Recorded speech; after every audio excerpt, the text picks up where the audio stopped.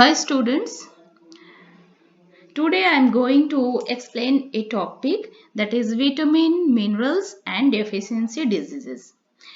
You must listen the full video. It will give a lot of information and you will get a clear idea about the topic. So guys, let's go. Uh, First is the vitamins. What are the vitamins? These two are the new words for you. What are the vitamins? You can notice that I already uploaded components of food, and in this video I will explain the different vitamins and minerals which are very essential in our body for proper growth and development. So, what are the vitamins? Vitamins are very small organic molecules essential for any organism, but it needs by our body in a very small quantities. That means very few quantities it needs by your body. And what about the minerals? Minerals are element, one type of element. These are found in the earth crust. That means within the soil. Crust means within the soil. These are found within the soil, and also these are found within the food element. And through the food element, these minerals come into our body. And these are very essential for our body for proper growth and development. So what are the I will discuss about the different types of vitamins and different types of minerals. So what are the minerals? There are different types of minerals like calcium, potassium, magnesium, zinc, iodine, chromium, sodium, chloride, iron, iodine, etc. Now come to the point vitamins. Vitamins, I already told you that vitamins are very small organic molecules, and these are found in our body, and these come to our body through the food. So what are the different food? You can see, first you see that what are the different vitamins. Different names of the different vitamins are vitamin A, vitamin B1, vitamin B2, B3, B4, B12, and vitamin C, vitamin D are there, vitamin E, vitamin K. All these are the different types of vitamins. And what are the functions of vitamins? Mainly the vitamin keeps our eyes, bones, teeth and gums healthy. And vitamin rich food protect our body from different diseases. And in this diagram you can see these are the different sources of vitamin A. In the first diagram you can see there is vitamin A. What are the sources? First is the carrot, and this is capsicum, pumpkin, potato and kiwi, and different fishes and meat, the cheese, broccoli. These are the different sources of vitamin A. Both the plant sources and animal sources are given combinedly. Now come to the vitamin B2 or vitamin B. What are the sources of vitamin B? First is the carrot. You can see that the carrot and papaya, eggs and liver, and here are the French beans and cheese. All these are the sources of vitamin B2. And now come to the point vitamin C. What are the sources of vitamin C? You can see that main sources of vitamin C is the citrus fruit. Citrus fruit. What are the citrus fruit? Citrus fruit mainly. There are the lemon, orange, and sweet lemon. All these are called the citrus fruit. And here you can see the strawberry, this is also fruit, broccoli, this is used as vegetables, and also the bell peppers or capsicum, kiwi. All these are the sources of vitamin C. Now come to the point vitamin D. What are these are the sources of vitamin D. First is the sunlight. Sunlight is a natural source of vitamin D, and also the milk, sunlight and milk. And here is the cheese, is there fish, and there is the cereals. Cereals means different pulses, and also the different butter. These are the good sources of vitamin D. Now I will explain about the different types of vitamin. I already told you that is vitamin A, that is green leafy vegetable. These are the sources of vitamin A. And what is the function of vitamin A? Formation of bones, tissues, teeth and skin. Formation of bones and tissues, teeth and skin. And what are the deficiency diseases? If we don't eat, if you don't take sufficient amount of vitamin A, so it leads to night blindness. What do you mean by the night blindness? Night blindness means in the night time, in the dim light. That means where when there is not sufficient light, sufficient sunlight or sufficient light, we cannot see properly. Our vision will be dull. That means it leads to, if we don't eat vitamin A food, then it leads to night blindness. Now come to the point, vitamin B1. B1, these are the sources of vitamin B1.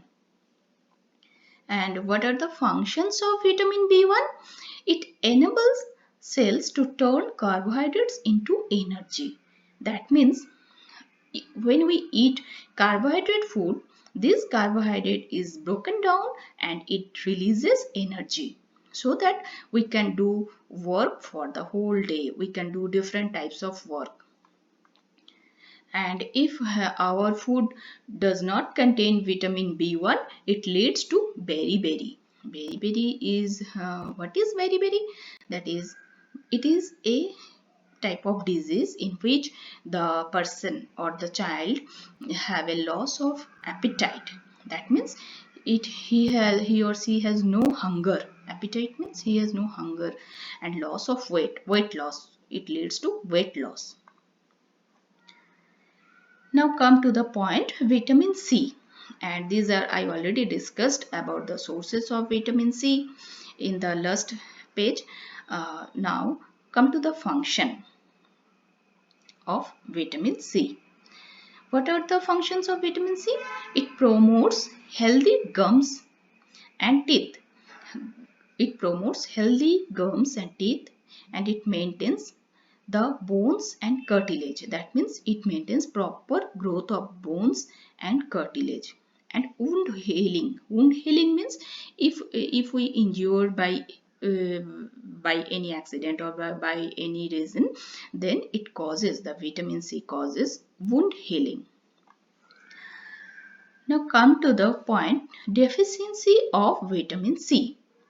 What is the deficiency? It leads to scurvy. Scurvy is the disease of teeth and gum. That means it causes, if we don't eat sufficient amount of vitamin C through our food, then it leads to bleeding gums and decay of teeth. That means the teeth will be destroyed, small parts of the teeth, and small pieces of teeth will come out. That means the teeth will be broken down into small pieces, and it will lead to bleeding gums also. Now come to the point, vitamin D. And these sunlight, liver, mushroom, eggs and fish, these are the sources of vitamin D. And what is the function? Function of vitamin D is to maintain strong bones, absorption of blood calcium level. That means calcium is very important minerals, and if we take vitamin D, then the absorption of calcium will be normal level.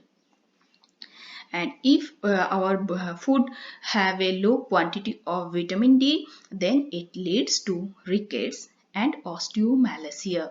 That means, what are the rickets and osteomalacia? These two are the diseases related to bones. That means it causes the soft bones. The bones will be soft and weaken. That means the so that the if we get a little, if we get a little hurt or by any accident, then easily our bones will be broken down. Now come to the point, minerals. Minerals are very necessary to make the bones strong, formation of hormones, and for proper growth. And these are required by the body in a little amount. I already told you that minerals required by our body in a very low amount. And what are the different minerals? That are these are the calcium, magnesium, iron, sodium, potassium, iodine, phosphorus. These are the main minerals required by our body. So you can see these are the sources of calcium. Calcium, here is the sources of calcium is milk and bread. Here is almonds, broccoli, and these are the fish, and orange means citrus fruit, cabbage, green peas, soybeans. All these are the sources of calcium. And these are the sources of iron. From where will we get iron? That is the banana. Here are the different pulses, egg, and there is the apple. These are the sources of iron. And now come to the point, iodine. Iodine, what is the you must remember that is a good source of iodine is the salt. Here I give you, that is it is given a 1 bowl of salt. That means this is a good source of iodine. And also there are the eggs, bananas, and baked potatoes, and cranberries, dairy products, any type of dairy products. These are the good sources of iodine.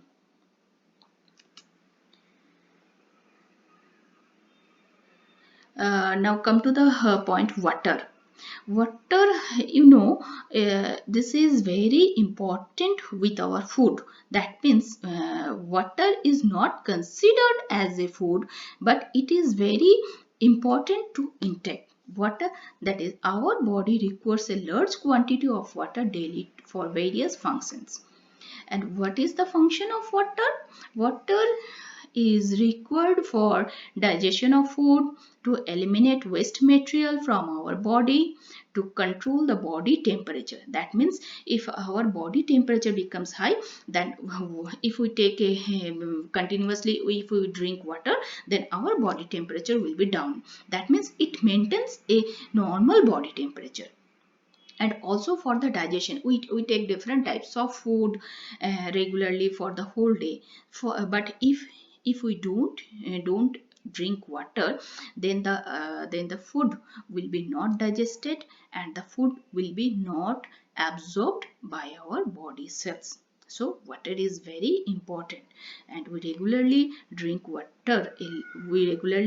a sufficient amount of water.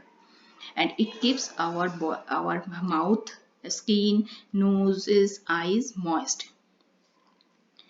And now come to the point, roughage. This is a new word for you. What do you mean by the roughage? Suppose you know about the word fiber. You know about fiber. What are the fibers?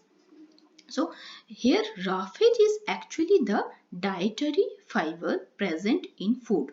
Dietary fiber means, what are the dietary fibers? That is the fiber which are present in our food. That is called the roughage.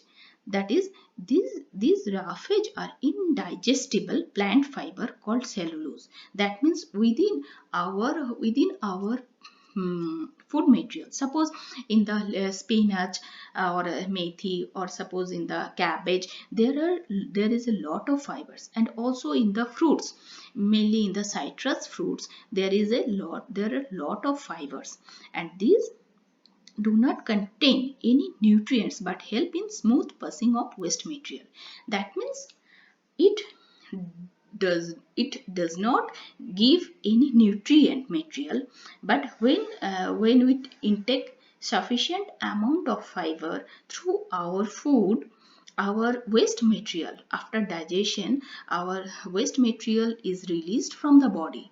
But if the fiber is also present within the food, our waste materials will passed through the intestine very smoothly, so that it will not lead to constipation. That means we will be relieved from constipation if we take sufficient amount of dietary fiber or roughage. This dietary fiber is called roughage. And the sources of dietary fibers are, you see that spinach, methi, citrus fruit, apple, etc. Now come to the deficiency diseases. What are the deficiency diseases? Deficient. What do you mean by deficient? Deficient means low amount. So the diseases that occur due to lack of certain nutrient in our body for a longer period of time are called the deficiency diseases. And also deficiency diseases may be due to the vitamins, maybe due to minerals, or maybe due to carbohydrate, protein, etc. And deficiency, just like example, deficiency of iodine, that means I already discussed about the good sources of iodine. If we don't take sufficient amount of iodine through our food, it leads to goiter disease. That means, what is the goiter? Goiter causes swelling in our neck portion, swelling in a particular gland in the neck. And deficiency of calcium leads to bone and tooth decay. If we don't take proper calcium, it leads to bone and tooth decay. And iron deficiency causes anemia in our body. That means anemia means if we don't take iron, then our blood will not form properly. And deficiency of carbohydrate causes marasmus disease. Deficiency of carbohydrate causes marasmus disease with weight loss and dehydration. What are the symptoms? That is the weight loss and dehydration. And deficiency of protein leads to kwashiorkor, which is found in children with loss of appetite, fatigue, and weight loss. Now come to the point, malnutrition. What do you mean by malnutrition? This is also a new word for you. Malnutrition means not sufficient nutrition. You know about the nutrition. So malnutrition means when malnutrition occurs when a person does not get proper nutrition. That means his or her diet does not contain the enough nutrient material. That means we don't eat enough nutrient materials through our food. Suppose we like a particular type of vegetable or particular type of fruits, but if we regularly eat that particular type of fruits or vegetables, so the nutrient material of that vegetable will be very high in our body, but another nutrients, another minerals or vitamins will be low in our body, and it leads to malnutrition. That means not the proper nutrition. So that each type of fruits, vegetables, and carbohydrate we should take through our body, through our food. So malnutrition may be undernutrition or overnutrition. That means undernutrition means that is low nutrition. If a child does not eat or does not get the proper nutrition, that is undernutrition. And sometimes if a child eats a lot of food, it leads to obesity, and it is called the overnutrition. That means more nutrition. That means he or she has excess nutrition than required by his body. That means his body requires a particular amount of nutrition, but he eats excess food. That means his body has overnutrition.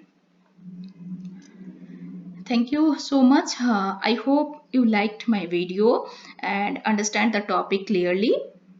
I will be continuously uploading more and more videos. If you like it, please give a thumbs up and do subscribe my channel by pressing the bell icon. So thank you so much.